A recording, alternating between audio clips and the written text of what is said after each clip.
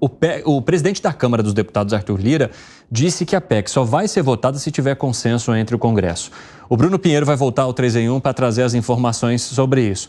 O Bruno, e o Lira também disse que a proposta não afeta a candidatura de mulheres, né?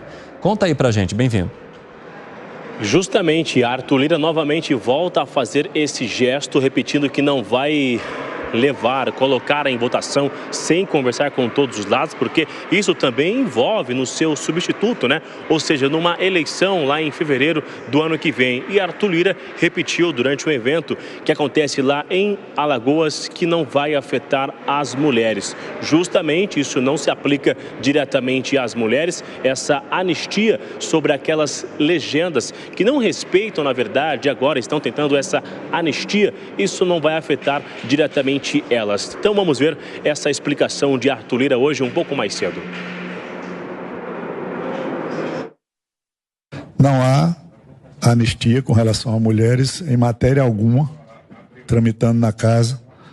O que há é um pedido dos presidentes de partidos, todos, para que se resolva um problema numa alteração constitucional de se colocar na Constituição cotas para a raça, não é, Bill? Não há nenhuma matéria, nenhuma frase com relação à anistia, com relação a cotas de mulheres. O texto que foi acordado, se for consensuado entre Câmara e Senado, será para que, em vez de uma resolução extemporânea fora do prazo de um ano do TSE, nós tenhamos isso na Constituição. Ele ainda reforçou durante a entrevista o encontro com a ministra Carmen Lúcia para justamente falar sobre isso, inclusive uma reunião com todos os representantes de várias legendas, com o presidente da Câmara e do Senado, para chegarem a um consenso. Rapidamente, Arthur Lira voltou a falar sobre o projeto do aborto. Ele voltou a falar que somente no segundo semestre, após o recesso, isso novamente será colocado em discussão, respeitando uma conversa com ambos os lados, esquerda e direita, ali quem é mais a favor ou contra, para chegar a um consenso. Evandro Cini. Muito obrigado pelas informações, Bruno Pinheiro. Inclusive, nós temos esse trecho que foi mencionado agora pelo Bruno. Vamos acompanhar.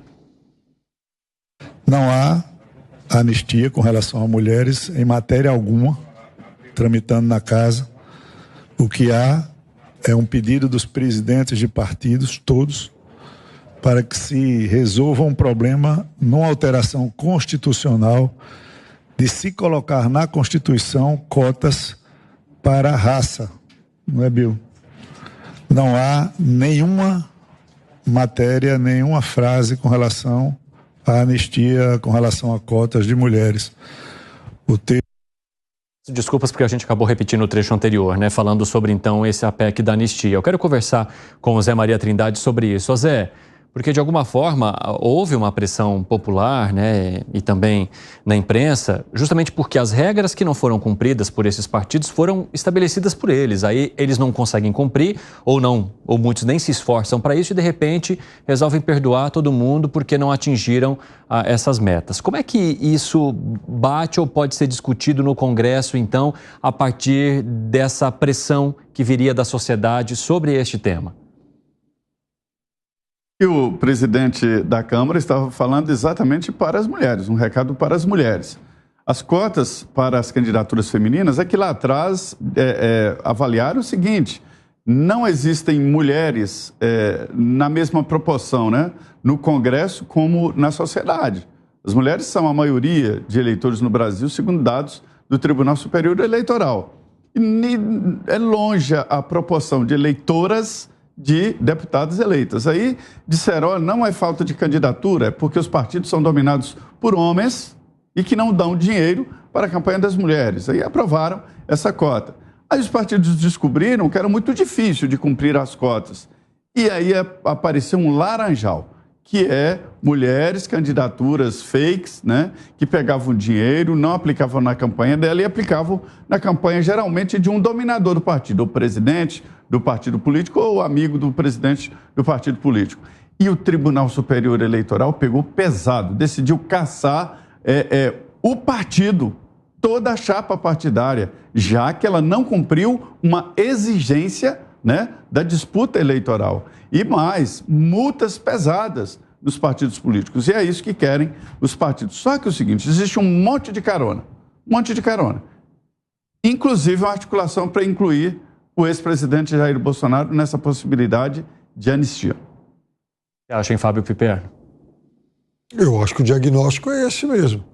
Quer dizer, o projeto nasce com base até em algo que, teoricamente, pode até ser defendido por parte da sociedade. Só que aí ele vai sendo inflado. Então, entra a questão de mulheres, de cotas, aí entra a Bolsolândia, a turma do 8 de janeiro. Quer dizer, no final das contas, o projeto está totalmente desfigurado e ele, na verdade, acaba servindo a um fim espúrio. Primeiro, os partidos não querem pagar as multas. Todos eles têm milhões e milhões de multas aí. Segundo, eles querem absolver uma série de personagens políticos que estão sendo condenados aí pela justiça. E, na verdade, já querem, inclusive, criar blindagem para alguns que estão sendo investigados, mas que podem, eventualmente, receber algum tipo de condenação. Esse projeto merece o repúdio da sociedade. Eu quero trazer também agora o outro trecho de Lira sobre a questão da proposta sobre o aborto. Vamos ver. Não teria a Câmara votado de forma simbólica e unânime se fosse para tratar de aborto. Isso foi uma pauta mal conduzida, né, com relação às versões que saem, principalmente as versões publicadas. Lá se discutia a permanência ou não, ou de que forma ou não, um método usado para se praticar o aborto já previsto em lei, chamado assistolia, se seria referendado ou não. E se um Congresso da República, Senado e Câmara não puderem discutir o que se discute nos conselhos federais, não pudesse discutir o que se discute no STF, eu não sei para que serve o Congresso Nacional.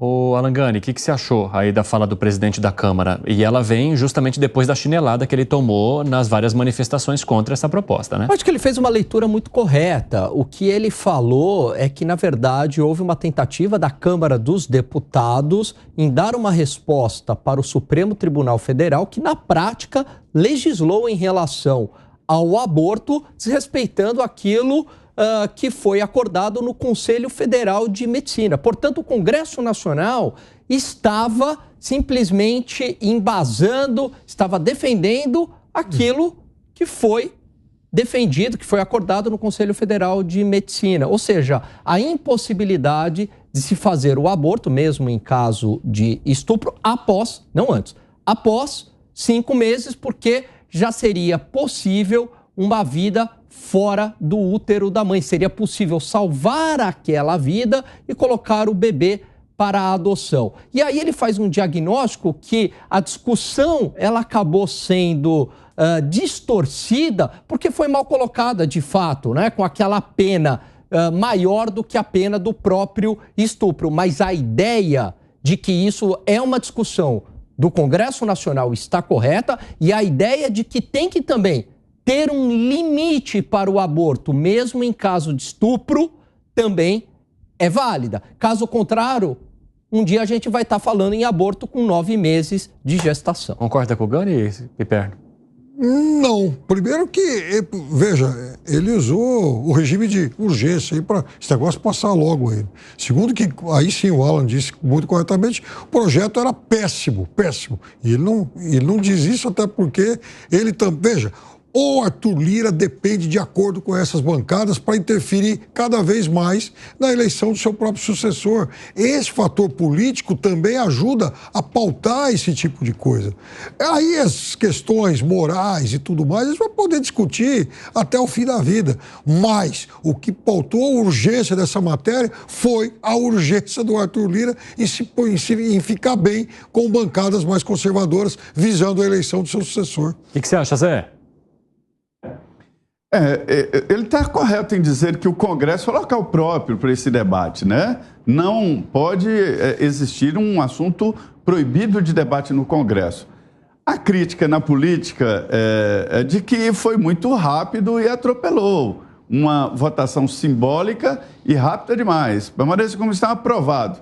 Geralmente, o presidente dá um tempo para que algum partido apresente votação em separado, que aí é nominal, votação nominal. Aí os partidos teriam que colocar a sua digital para dizer de que lado vota. É claro, mas entendo que o Lira está apanhando demais para um assunto claro que ele tomou no plenário, mas foi em decorrência de um acordo.